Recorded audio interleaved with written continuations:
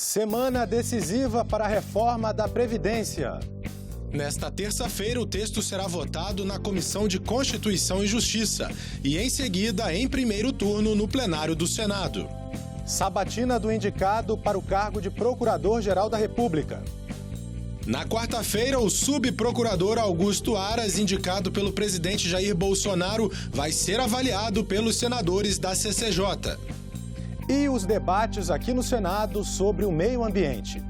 Com a crise do fogo na Amazônia e o impacto na imagem do Brasil, comissões e senadores discutem formas de utilizar a floresta. Hoje é segunda-feira, 23 de setembro, e esses são os destaques do Senado Notícias que começa agora.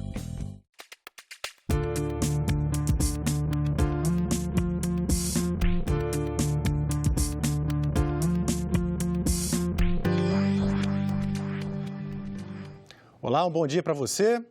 Nessa semana tem decisão em primeiro turno sobre a reforma da Previdência. Amanhã as atenções vão estar voltadas para a proposta que, entre outras modificações, aumenta a idade mínima para aposentadoria para 62 anos para as mulheres e 65 anos para os homens. Isso no geral. Vamos conversar então sobre os últimos detalhes dessa tramitação com a repórter Dinalva Ferreira, que tem acompanhado, não é, Dinalva, todos esses debates e votações importantes aí da reforma da Previdência, desde que o tema chegou aqui ao Senado. Então é com você, Dinalva. Bom dia. É isso mesmo, Tiago. Bom dia para você. Olha, como a gente já mostrou aí, a expectativa é votar nesta terça-feira a reforma da Previdência, tanto na Comissão de Constituição e Justiça, quanto em primeiro turno em plenário. A presidente da comissão da CCJ, a senadora Simone Tebet, marcou uma reunião extraordinária a partir das 10 da manhã e assim que o texto for votado na CCJ, ele será encaminhado ao plenário, onde deverá ser votado à tarde. Lembrando, Tiago, que na semana passada o relator da proposta, senador Tasso Gereissati, apresentou o parecer dele sobre as emendas apresentadas em plenário. Foi concedida vista coletiva e a discussão e a votação ficaram para esta semana.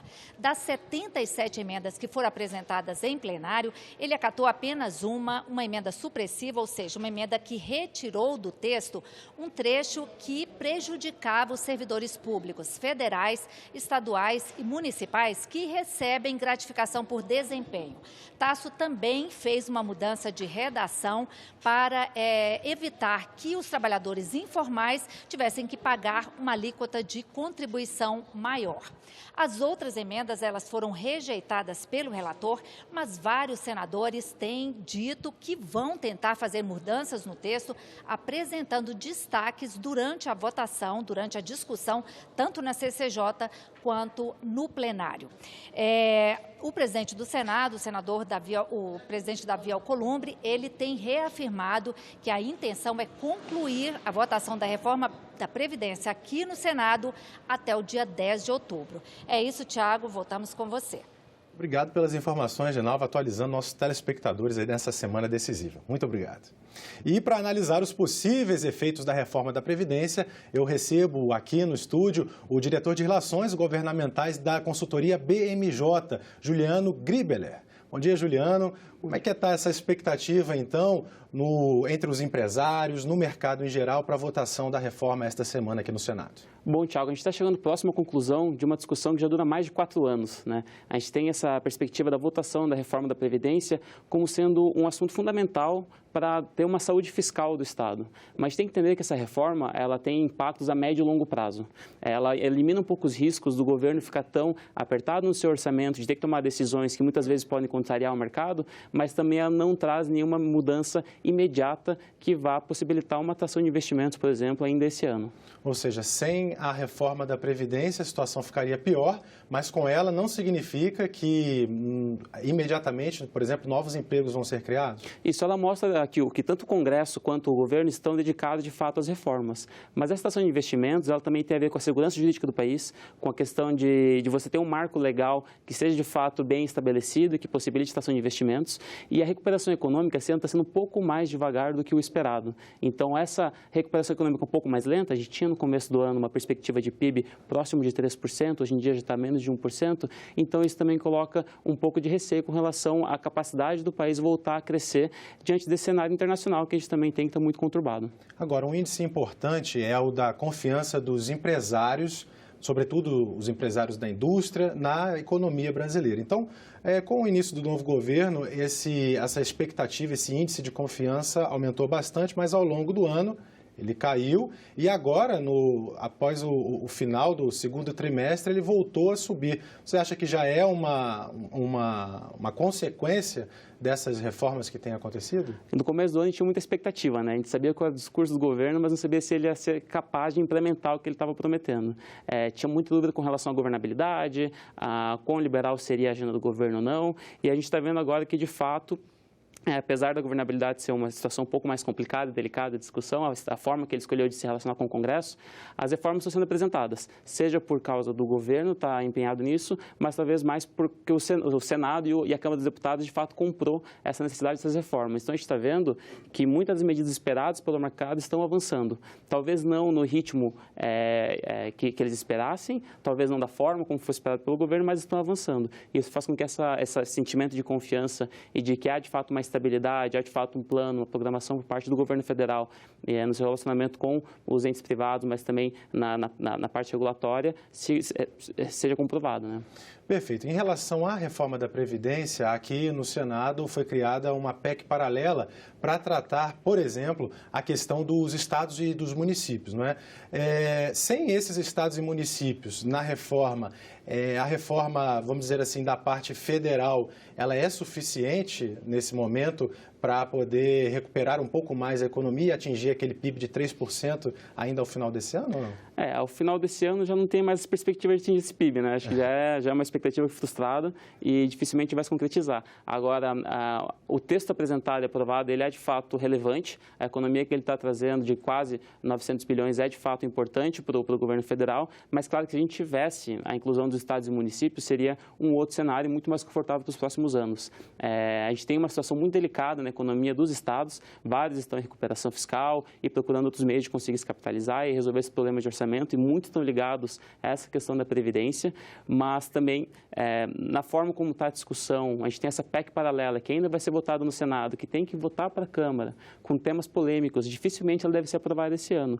Ainda assim, se ela for aprovada até o próximo ano, é positivo, pois a gente pode ter uma perspectiva de que vai ser uma discussão um pouco mais fácil nos governos estaduais e nos municipais aprovar a reforma da Previdência. E a gente tem eleição municipal ano que vem, né? Então deveria ficar essa discussão só para o ano que vem. Exatamente. Então, uma questão política também interessa e sobre ela nós vamos conversar já ao longo aqui do nosso jornal, mas vamos saber agora o que está programado aqui para a semana em outras comissões do Senado. E para isso, Juliano, nós conversamos com o jornalista André Ricardo, que traz esses destaques dos outros assuntos. André, é com você. Bom dia.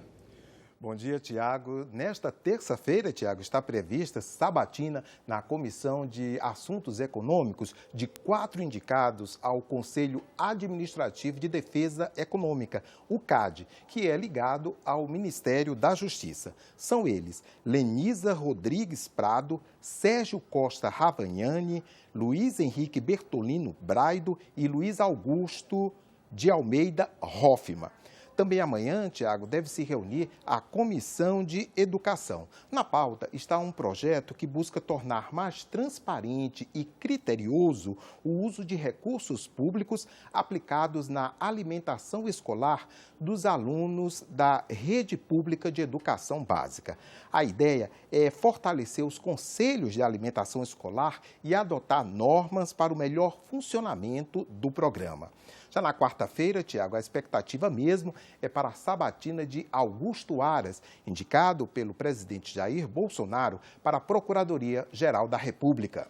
André, esse é um assunto muito importante e você podia dizer para nós assim, um pouco do currículo do subprocurador Augusto Aras? Sim, Antônio Augusto Brandão de Aras é baiano de Salvador, tem 60 anos, hoje ele é subprocurador-geral da República e professor de Direito da Universidade de Brasília. Ele está na Procuradoria, na carreira do Ministério Público Federal, desde 1987, há 32 anos, portanto. Ele tem mestrado em Direito Econômico pela Federal da Bahia e também doutorado em Direito Constitucional pela PUC de São Paulo. Aras já atuou na coordenação e revisão de matéria constitucional e infraconstitucional, já coordenou o Grupo de Trabalho de Enfrentamento dos Crimes Econômicos e foi ouvidor-geral da instituição. Augusto Aras também já foi agraciado com vários prêmios e honrarias e publicou 4 livros. O mais recente é de 2018 e o título é As Candidaturas Avulsas à Luz da Carta de 88.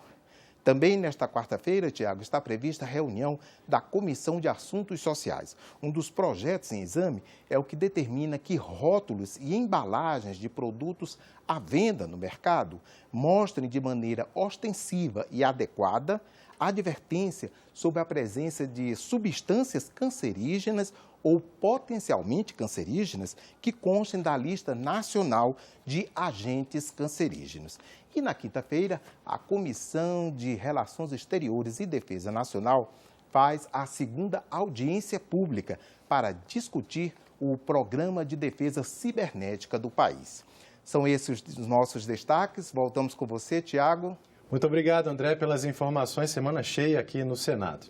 Bom, a gente volta a falar então sobre a reforma da Previdência, agora num aspecto mais político. A PEC paralela, que está com, vamos dizer assim, um conjunto de tudo que não pôde entrar na PEC principal, para que este texto não tivesse que voltar à Câmara e não ser aprovado, né, Juliano? A PEC paralela, então, tem a questão dos estados e dos municípios. E falávamos que isso tem impacto nos cálculos políticos para a eleição do ano que vem, que já está aí à porta, né? Queria que você explicasse para os nossos telespectadores o porquê. A questão da PEC paralela dos estados e municípios, ela ainda tem que ser discutida aqui no Senado e enviada para a Câmara. Esse tema não foi incluído na PEC original da reforma da Previdência, justamente por causa do embate entre os governadores estaduais e o governo federal e o Congresso Nacional. Então, não teve ambiente político para que fosse inserida. Então, é uma discussão que ainda tem que ser resolvida e há outros pontos polêmicos na PEC paralela que vão precisar ser superados. Então, é um espaço de tempo muito curto para ser aprovado esse ano. Porque, idealmente, os estados e municípios votariam nesse ano uma mudança na reforma da Previdência, porque ano que vem nós temos as eleições municipais. E dificilmente uma medida vista como impopular, como a reforma da Previdência, é votada e discutida em um ano em que você tem eleições. Então, isso faz com que, caso aprovada ainda no ano que vem, a votação nos municípios, como lei ordinária, nos estados, possivelmente fique para o próximo ano, para 2021, porque aí você já vai ter passado o período eleitoral e vai ter um ambiente mais confortável, de 4 anos adiante de mandato, para poder votar as medidas necessárias, vistas como impopulares, geralmente são feitas no começo do mandato, para você ter o retorno disso até o final do mandato. Agora, nessa PEC paralela foi criado um dispositivo que transfere a responsabilidade de aprovar essa reforma para as assembleias legislativas estaduais, né? Perfeito. Então é uma forma também de afastar esse risco político? É uma forma de você dividir também um pouco o custo político da aprovação desse tema com os estados e municípios. Então, só quem estiver de fato empenhado nesse tema vai votar. E é uma medida para você poder dar um mínimo de também autonomia para esses estados e não ter uma interferência tão grande do governo federal. Mas a possibilidade de ser feito por lei ordinária nos estados e municípios faz com que o governador vá ter que se empenhar e ter que apresentar uma medida e discutir isso no legislativo, na sua assembleia, onde eles são muito mais fáceis de serem pressionados pelos servidores, né? Quanto mais local, maior a pressão que você tem dos habitantes com relação à política local que está sendo discutida. Mas a perspectiva em si dos principais estados é positiva, né? Porque é uma medida que é de fato urgente, assim como foi no governo federal. Perfeito. A gente conversa mais um pouquinho daqui a pouco, tá bom? Sobre esse assunto. A Amazônia está em pauta desde a revelação no mês passado de um aumento de quase 200% nos focos de queimadas na maior floresta tropical do planeta. A informação é do Instituto Nacional de Pesquisas Espaciais, o INPE, e se refere ao mês de agosto deste ano em comparação com agosto do ano passado. O ministro da Ciência e Tecnologia, Marcos Pontes, veio aqui ao Senado explicar aos senadores por que o presidente Jair Bolsonaro demitiu o físico Ricardo Galvão, o diretor do INPE, após a divulgação dessas informações sobre aumento nas queimadas e desmatamento na região amazônica. E o futuro do Fundo Amazônia, ameaçado depois de receber críticas do governo federal, esteve também em debate na Comissão de Mudanças Climáticas. Criado por decreto em agosto de 2008, o Fundo Amazônia destina recursos para ações de prevenção e combate ao desmatamento na maior floresta tropical do planeta. Os principais doadores são o governo da Noruega e o Banco de Desenvolvimento da Alemanha, além da Petrobras. 1 bilhão e 300 milhões de reais já foram destinados pelo fundo a projetos desenvolvidos por ONGs e órgãos do governo. Mas o governo federal apontou indícios de irregularidades na gestão dos recursos do fundo. A repercussão internacional do aumento das queimadas na Amazônia trouxe a necessidade de uma ação imediata do Brasil. Por decreto, o governo federal enviou as Forças Armadas para combater os focos de incêndio na floresta. E o presidente do Congresso, o senador Davi Alcolumbre, determinou a imediata instalação da Comissão de Mudanças Climáticas, que existe desde 2007, mas ainda não havia realizado nenhuma reunião esse ano. No primeiro debate da comissão após a sua instalação, o tema foi justamente o Fundo Amazônia. Comprometer o fundo com acusações levianas, sem prova, é um crime de lesa pátria. Porque nós estamos retirando de uma região que precisa de recursos, uma região que necessita de investimentos, um valor a fundo perdido. Eu vou repetir essa palavra sempre, a fundo perdido. Eu, particularmente, não daria essa destinação a esse dinheiro, certo? Queria, através dos estados, buscar resultados. Porque se eu começar a distribuir dinheiro para o fulano, para o Beltrano, não sei o quê, não sei o quê, não sei o quê, eu sei que o IBAMA precisa para fazer isso, fazer aquilo. Meu amigo, paciência. Quando você vê que o governo federal acaba com o plano de combate ao desmatamento, quando você vê que ele acaba com a Secretaria de Mudanças Climáticas, quando ele vê que acaba com o Departamento de Educação Ambiental, então esse governo não está proibindo, reprimindo ou punindo. Muito pelo contrário. Outro foco de preocupação são os prejuízos para a imagem do agronegócio brasileiro no exterior, tema debatido pela Comissão de Agricultura na semana passada. Quem tem interesse, né, em falar mal do Brasil? Que interesses estão por trás? Que interesses estão por trás, de repente, do Fundo Amazônia, que nós não temos controle sobre as ONGs? As ONGs não prestam contas. O risco de que o aumento das queimadas na Amazônia prejudique o acordo comercial entre o Mercosul e a União Europeia, recentemente assinado após 20 anos de negociações, também entrou em pauta. Essa semana, o parlamento da Áustria vetou o acordo. Tudo pode vir a ser empecilho para aquele que não ficou satisfeito com o estabelecimento desse acordo. Então, vão achar pelo em ovo para poder deixar o Brasil sempre ficar nesse plano secundário, que não vai ficar. Na Comissão de Meio Ambiente, o ministro Marcos Pontes, da Ciência e Tecnologia, explicou aos senadores a razão da demissão do diretor do INPE, Ricardo Galvão, pelo presidente Jair Bolsonaro. Ricardo Galvão foi demitido após a divulgação do aumento dos focos de incêndios florestais na Amazônia. Durante um período de crise, onde as questões do INPE, os dados foram perguntados, ele deveria ter vindo a mim para conversar comigo, que o INPE ele é ligado ao Ministério de Ciência, Tecnologia, Inovações e Comunicações, é um dos institutos vinculados ao Ministério. Então, o correto ele deveria falar comigo, mas ao invés disso, ele foi diretamente com o presidente. Houve inevitavelmente um desgaste da imagem do Brasil no exterior. Eu não estou questionando aqui a soberania sobre a Amazônia. O desrespeito aos dados do INPE não partiu de Vossa Excelência, partiu do presidente da República. Voltamos a conversar, então, com o consultor Juliano Gribler sobre a reforma da Previdência, que vai ser votada em primeiro turno amanhã aqui no Senado. Juliano, uma das grandes preocupações da população, do povo mesmo, é a questão do desemprego. As pessoas querem saber quando vão ter oportunidades de voltar a trabalhar, não é verdade? Então, de que forma, então, essa reforma poderá ajudar nisso? A reforma da Previdência ela tem pouco impacto sobre a geração de emprego, no final das contas, né? A geração de emprego vem com a recuperação econômica e é um dos indicadores que mais demora a se recuperar e é onde a população sente na pele, de fato, a situação do país. Então, embora a reforma da Previdência não traga um impacto direto, que a gente falou, no médio e longo prazo, ele deve trazer um sinal positivo para as empresas e setores que querem investir no país. Agora, um emprego é essencial para um sistema previdenciário se manter de pé, não é? É essencial, você tem que ter as pessoas investindo, pagando, não pode ter trabalhador informal e esse é um grande problema, né? A gente tem muitos trabalhadores que foram levados à informalidade nesse período de desemprego e agora o trabalho do Estado vai ser recuperar esses trabalhadores da informalidade para trazer para o mercado formal novamente. Alguma possibilidade de mudança no texto para essa votação aqui no Senado, primeiro e segundo turno? Dificilmente. O Senado a gente não costuma ter tanta surpresa nas discussões, né? Geralmente isso acontece na Câmara, essas mudanças e grandes alterações. O que pode acontecer agora são emendas de redação, né? Se for aprovado hoje o texto, a gente pode ter no máximo emenda de redação até o segundo turno, então a perspectiva é que o texto seja aprovado com uma maioria confortável e sem grandes alterações. Então, muito obrigado pela sua presença aqui, pela sua análise. Juliano Gribeler, da BMJ Consultoria. Obrigado, Thiago. Obrigado. A medida provisória que substitui o programa Mais Médicos pelo programa Médicos pelo Brasil é o tema da entrevista de hoje com o relator da MP na comissão mista, senador Confúcio Moura.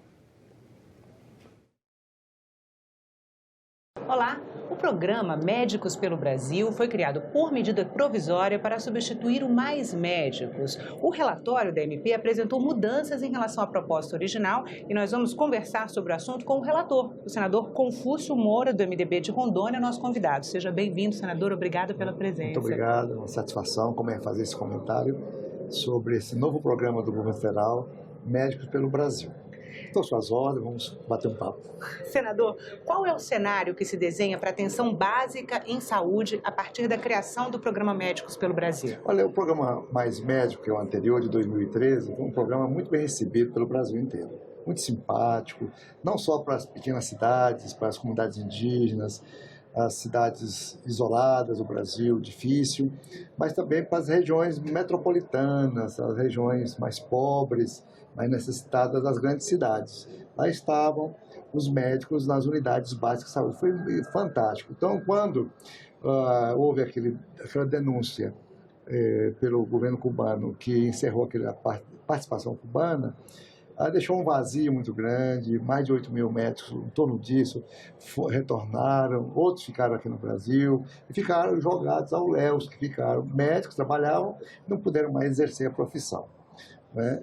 Então, eles ficaram numa condição de médicos como se fossem desertores, ou médicos refugiados, mas como cidadão comum, ficaram aqui daquele jeito. Então, agora, com essa medida provisória, criando um novo programa Médico pelo Brasil, é mais ou menos uma melhor estrutura, uma carreira definida para o médico. Ele pode iniciar e ficar a vida inteira trabalhando nesse programa, onde assim ele desejar. Não é aquele médico temporário que fica 2 anos, sai, 3 anos, sai, 4 anos. Ele sai se quiser. Mas se ele desejar de foro íntimo, ele pode continuar a vida toda trabalhando nesse programa e, além do mais, não é exclusivo. Ele pode até ter outra atividade paralela, não é? Como a Constituição prevê para os médicos. Senador, o programa estabelece que o governo teria 18 mil vagas para médicos, né? Seriam 13 mil vagas em cidades de difícil acesso. Isso é dividido em categorias diferentes, né? São áreas muito remotas, pouco remotas, exatamente, intermediárias e tal. Como é que o senhor avalia esse quantitativo e como o senhor tratou essa questão no seu relatório? Aí a diferença do programa Mais Médico de 2013 para o programa Médico Brasil, que ainda foi só lido o relatório, que será votado na semana que vem, é que o Mais Médicos, ele exigia o médico sem o CRM, sem o registro do Conselho Regional de Medicina. Ele podia ser admitido. O médico cubano não tinha CRM no Brasil. Os médicos formados, brasileiros ou estrangeiros, entravam no Mais Médicos sem o reconhecimento do Conselho. Ele tinha um documento provisório concedido pelo Ministério da Saúde. Agora não. A exigência para ingresso, para admissão, é o CRM, é o registro do Conselho Regional de Medicina. Sem isso, o médico não pode nem concorrer aos editais e nem pode ser contratado. E para ter o CRM tem que ter o Revalida, né? Aí, para isso, nós incluímos aí onde você fala no início que a medida provisória teve uma extensão que não estava prevista, que o Revalida não estava na medida provisória, no seu texto original. Mas nós achamos oportuno colocar, porque a demanda hoje aqui no Parlamento, Câmara e Senado, dos brasileiros que estão estudando fora do Brasil é muito grande. E eles ficam perambulando, tem 2 anos que não faz a revalidação de diploma no Brasil. Então eles ficam assim, num purgatório, médico sem ser médico, sem ter destino, sem ter rumo. E agora não, com essa medida provisória, está definido que os revalidas serão feitos 2 vezes por ano em universidades públicas, estaduais ou privadas. A prova teórica feita pelo MEC e a prova prática de formação feita por essas, ele pode escolher onde ele quer ir. Fica mais fácil, o funil abre a boca e os médicos podem, em 2 vezes por ano, eles podem ter condições de se legalizar no Brasil. E qual vai ser a extensão desse exame, senador? Ele vai poder acontecer, por exemplo, em 2 capitais no ano? Não, isso pode ser feito em todas as cidades. O médico formado no estrangeiro pode procurar livremente. Apenas a prova teórica o MEC vai organizar. Vai definir ainda em regulamentação, ou resolução, ou decreto, alguma coisa do próprio ministro, né? E os outros, a prova teórica, ele pode escolher onde ele quiser fazer. Bem livre. Senador, a medida provisória, uma outra questão que chamou bastante atenção, quase uma boa parte do relatório do senhor é dedicado à Agência para o Desenvolvimento da Atenção Primária à Saúde, a ADAPS, né? Recebeu 33 emendas propondo mudança da natureza jurídica dela. Como é que o senhor tratou a criação dessa agência? O que vai ser essa agência? Como ela vai ser financiada? Como ela vai ser gerida? Perfeito. Grande parte. Ela será composta pelos profissionais que exerçam um cargo de confiança ou efetivo do Ministério da Saúde, vão fazer parte da diretoria. E outros cargos a serem analisados na composição necessária, que vai trabalhar com o universo de 18 mil profissionais no Brasil inteiro. Então não pode ser só 4 ou 5 diretores. Tem um conselho deliberativo paritário entre governo e sociedade. Na proposta original, o governo tinha, o Ministério da Saúde tinha 4 integrantes, né, nesse conselho deliberativo. Era um dos secretários municipais, um dos secretários estaduais e um representante da sociedade, não era isso? Nós empatamos, colocamos 4-4, né? Colocamos bem diverso a composição. E essa agência, ela foi o tema mais polemizado da nosso debate, das nossas audiências públicas. Muita gente concordava e muita gente discordava. Porque os deputados e senadores de esquerda preferiam o concurso público, feito por uma fundação, como a FUNASA, como a Fiocruz, ou com uma fundação, uma empresa que tem no MEC, né, que pudesse fazer. Mas elas são concursos públicos. E com isso, você mandar um médico para o interiorzão, regiões remotas, difíceis, comunidades indígenas, por concurso público, dificilmente ele fica lá. Ele pede para transferir, ele pede demissão. Então, nós achamos assim, melhor, e a proposta do governo é essa, procurou manter, ainda está em discussão essa semana toda, que pediram vista, né? Manter essa agência que contrata por CLT, faz o edital, a pessoa faz as habilitações necessárias. Ela tem que atender alguns requisitos, alguns requisitos, aí depois de aprovados esses requisitos todos, aí sim a agência contrata esse médico que será monitorado e vai para o interiorzão, vai para qualquer lugar do Brasil e tem uma equipe de tutores que pode ser cadastrado pelas universidades, pela própria Fiocruz, para fazer a observação e acompanhamento dos médicos contratados para a execução do serviço. Ao final de 2 anos, esses médicos serão considerados especialistas em medicina comunitária, família e saúde. Muda o cenário da formação de médicos no país hoje, senador?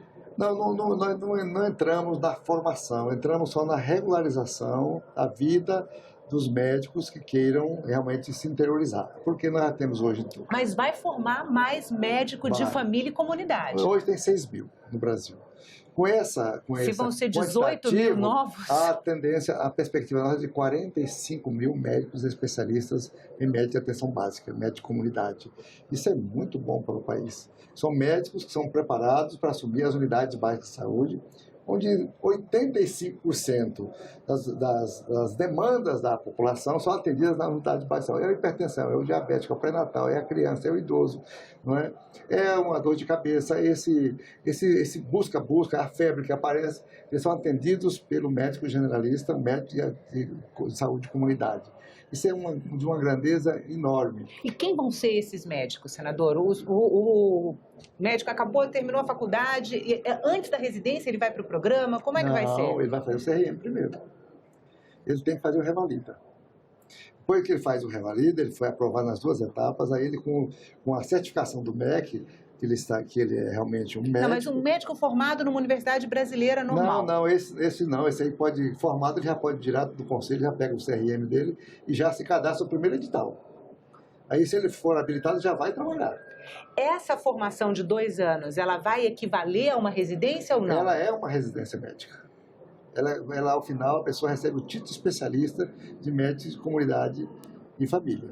E o médico que está lá na comunidade ribeirinha ou no Distrito Sanitário Especial Indígena, por exemplo, como vai ser a relação dele com o tutor? Como é que vai ser a formação desse médico? Ele dará, segundo o próprio Ministério, ele dará uma assistência a determinado número de profissionais, tem a educação, as aulas à distância, monitorados, e eles serão avaliados por esse tutor. Depois tem uma prova ao final dos 2 anos, a prova da especialidade, ele é aprovado, ele é considerado especialista. Não é só assim, de qualquer jeito. Ele vai lá, trabalha e sai especialista. Não, ele faz, estuda, monitorado, avaliado, e vê também a aceitação dele na comunidade, e depois ele faz a prova da Sociedade Brasileira de Medicina Comunitária e Família. Senador, só uma questão antes da gente encerrar. Uma das questões mais polêmicas nas audiências públicas era o atendimento a áreas vulneráveis nas grandes cidades, que não estava previsto no programa. Como que o senhor tratou a questão no seu relatório? Nós tiramos essa separação e passamos a considerar os indicadores dessas comunidades. Mesmo São Paulo, Salvador, outras cidades brasileiras têm também as regiões carentes que se adequam às mesmas condições do IBGE e da própria comunidade OCDE, que são áreas necessitadas e carentes, privadas de atenção. Então, essas áreas definidas por esses organismos, eles vão também receber essas equipes. Senador, muito obrigada pela entrevista.